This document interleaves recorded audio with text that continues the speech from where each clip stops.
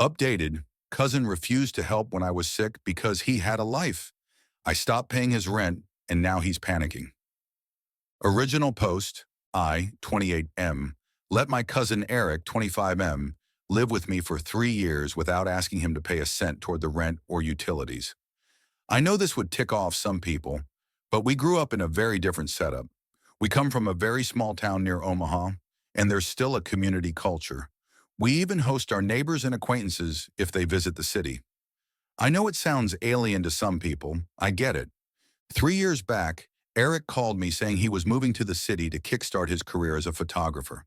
He was straight out of college with no job and no place to live. He did some side gigs back in town, but that didn't count as experience in the field he wanted to pursue. He requested that I let him couch surf at my apartment until he got on his feet. I happily let him in without any further questions. As a child, I knew him to be a passionate and diligent kid. After I moved out for high school, I don't know how he turned out to be in his teenage years, though we were in touch and caught up whenever I visited home. You actually get to know a person when you live together. Eric arrived with two big suitcases full of cameras and equipment. I was impressed to see how he was pursuing his passion without falling into the rat race of society. I ensured I did everything to help him accomplish his goals. At first it was fine. He slept on the couch, kept his stuff in one corner, and constantly promised, "This is just temporary. I'll move out as soon as I land some work." I didn't mind because I was single, living alone, and didn't have many friends. I did my college and first job in a different city. Having him in the apartment felt like having family around. We had a lot to catch up on. We spent evenings and weekends together, and he filled me in on all the gossip about relatives and neighbors I'd missed after moving out. Again, only small-town people would get this. Months went by, and he sort of got settled. I considered him to be my roommate, though I paid for most of the stuff, the rent, utilities, and even the groceries I bought. Only the takeaway food I got for him did he sometimes pay for, and even then, I let it slide. Honestly, it was fun staying with him, watching games together, going to movies, and just having someone to spend weekends and holidays with. A month passed, then 3, then 6. He got a few gigs here and there, but nothing concrete to call it a career. One day he came to me and said he was closer to getting a big break, but needed a portfolio. He didn't have the money to rent the props for a portfolio shoot. I put $500 out of my pocket to help him kickstart his career. Even after that, when his career didn't fly and he was getting anxious about his future, I helped him land a part-time job at a local cafe through one of my acquaintances. Eric lasted 2 weeks before he quit, claiming, "I can't pour coffee for the rest of my life, man. I've got bigger things ahead." I didn't mind, thinking he wanted to keep his focus on his passion and not get distracted by part-time work. I didn't give up on him and continued to support him in whichever way I could. I had a stable job and decent earnings.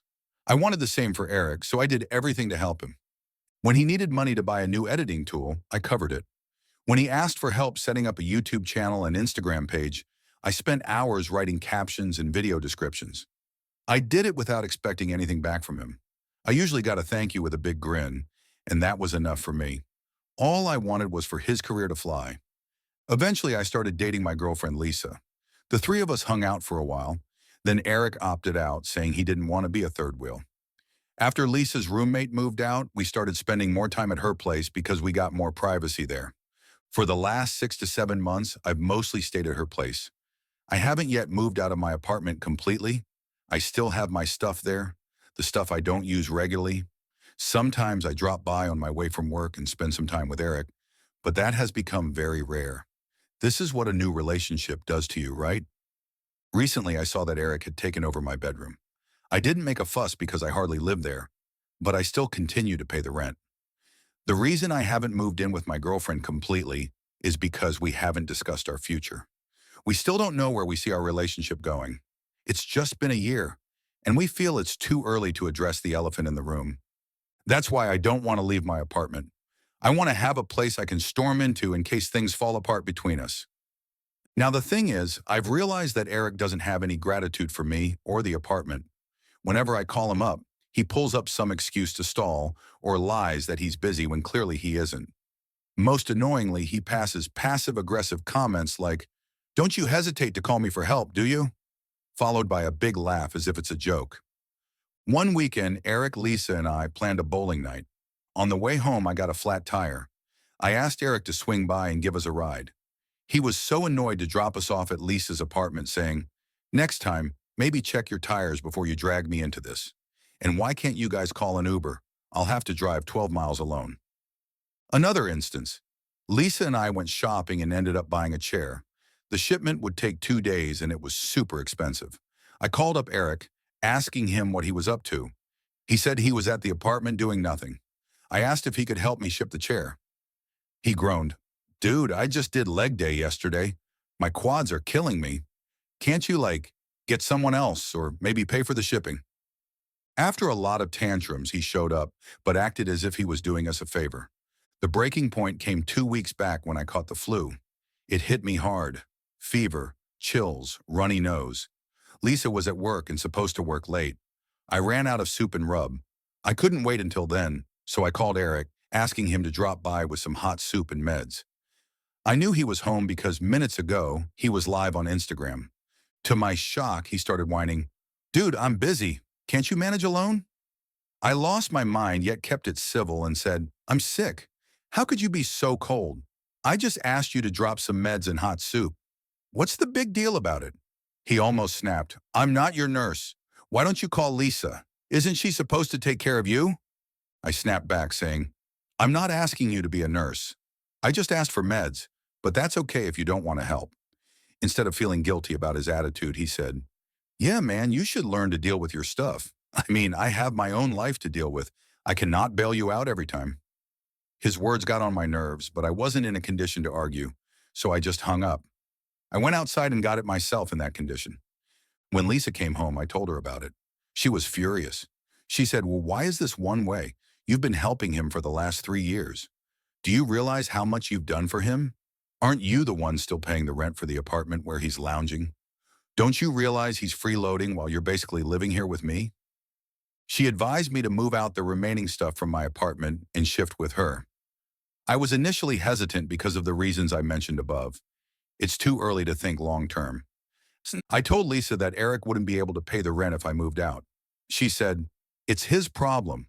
Hand over the contract to him and tell the landlord that Eric would be the one responsible for rent now. Let them deal with it how they want to." It kind of makes sense. I don't know what's the better option. Move in with Lisa and hand over the apartment to Eric completely, or maybe just ask Eric to move out and reclaim my apartment. I know I sound like I'm not ready to move in with Lisa, and that's why I'm hesitant to take any step. Now for the updates. Update 1. The comments were hilarious. Yeah, I was stuck in a deadlock. Tired of providing for Eric, didn't want to get into exclusive living with Lisa, and also didn't want to give up my place. I wanted to play it too safe. Like someone commented, "You cannot have your cake and eat it too." So, I started addressing the situation one by one instead of avoiding it. First, I confronted Eric about it.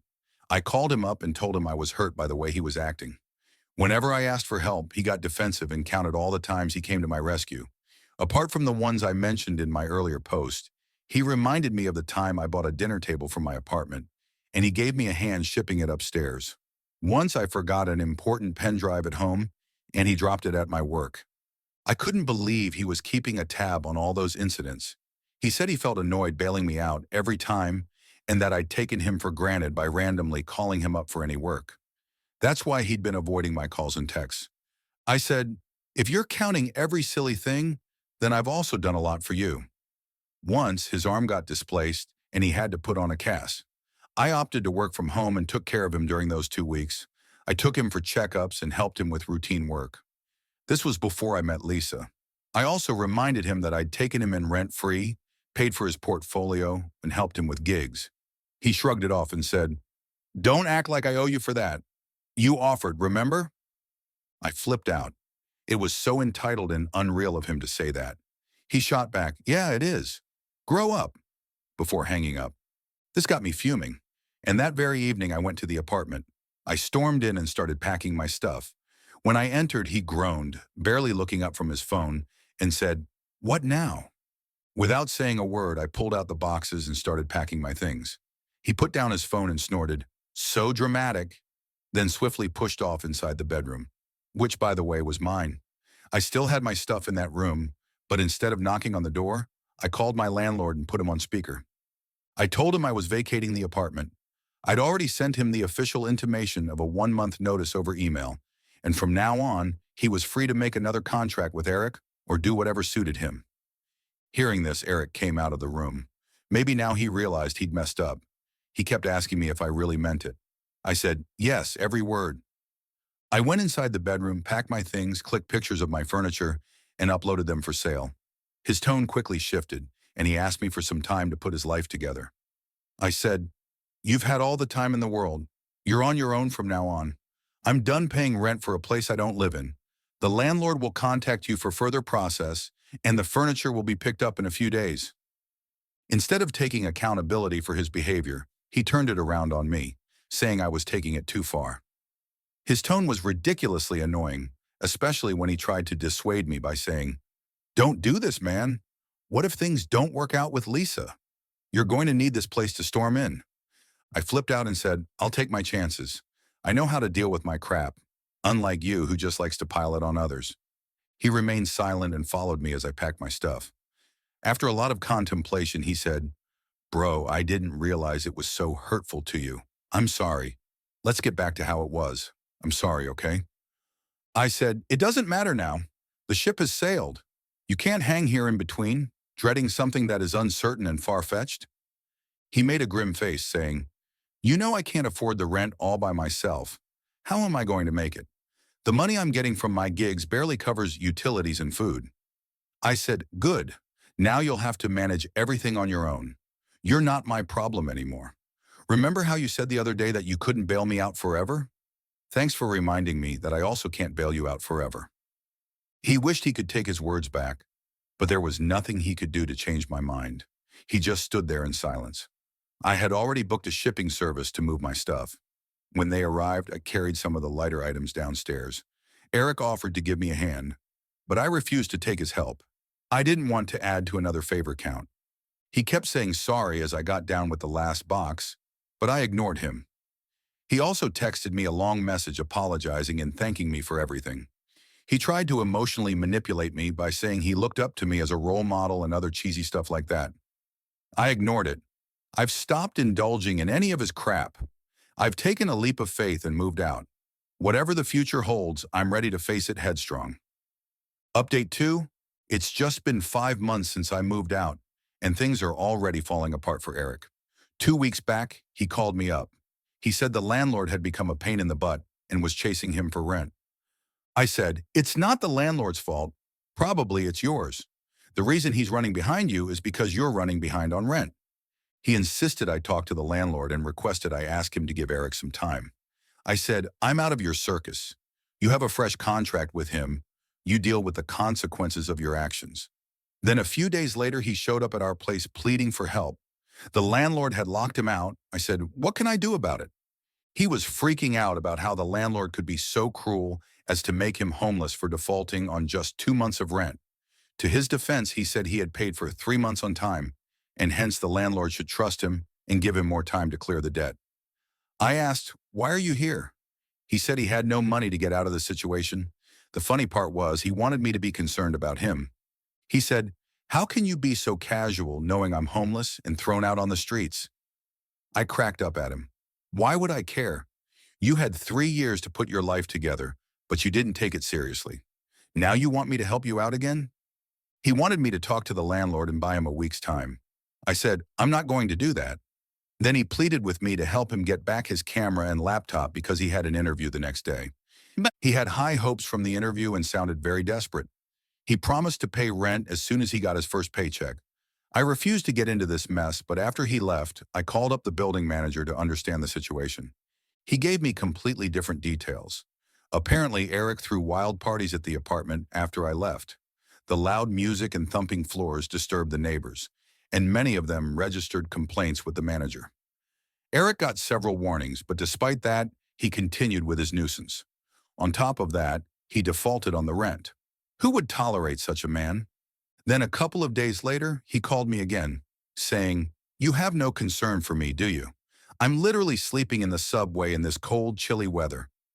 Every night, I feel I won't make it till morning. I'm living on the streets with the homeless. You know how dangerous it is?" I snapped at him. "You're not a baby. You need to learn how to have your crap together." He made a sarcastic comment.